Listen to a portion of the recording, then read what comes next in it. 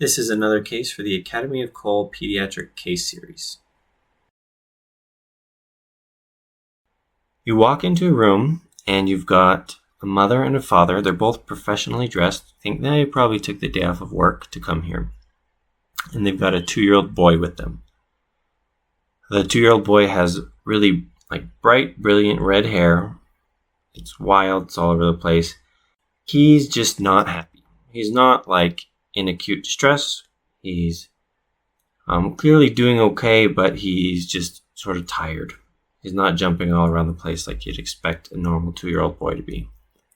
You've got toys that you've been sort of set out for children if they want to use them. He's not really playing with them. He asked the mom about it, and he kind of picked up one, but is just kind of done. So you ask the parents what's going on, and they just report that he's had essentially low energy for a couple of months. They don't really know why. Nothing really preceded it, and they're both pretty worried. They tend to over-explain a lot, so they're telling you kind of things that you don't need to know, but they just don't know what might be relevant, so they're telling you everything. So you ask about his diet. He eats pretty much everything. He eats a lot of different types of food. He's a pretty hungry kid. He has several glasses of milk a day, so he's really big into dairy. His history, no significant medical history. He has no allergies. He's not taking any medications currently. He was born through cesarean section at 39 weeks, and he was breastfed for a year after his birth.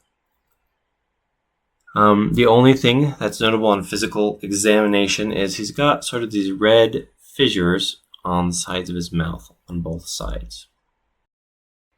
So what would the likely diagnosis be? So you might be thinking iron deficiency anemia. That's true. The red fissures and the excessive drinking of cow milk, those are pretty typical findings. We didn't really say it was excessive here, but if you read between the lines, it could be excessive.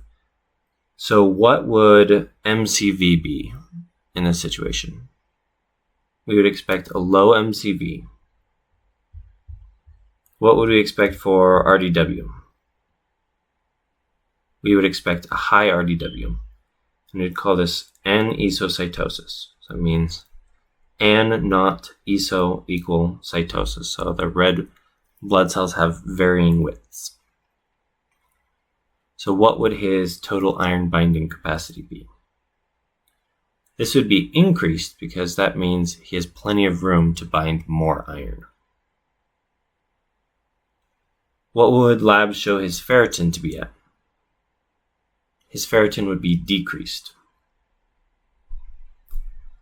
So, interesting question that might come up. What is it about milk that can prevent the absorption of iron? So he's getting plenty of food. He's probably eating the iron, but why isn't it getting absorbed? So calcium and casein in milk can lead to poor iron absorption. Generally speaking, what do we associate with good iron absorption? So something acidic with vitamin C, thinking orange juice would be good. What is the treatment for iron deficiency anemia in a child? We want oral iron intake, and then we're going to decrease the milk, normally 16 to 24 ounces of milk a day. So you could have a glass of milk with each meal, but just keep it to 1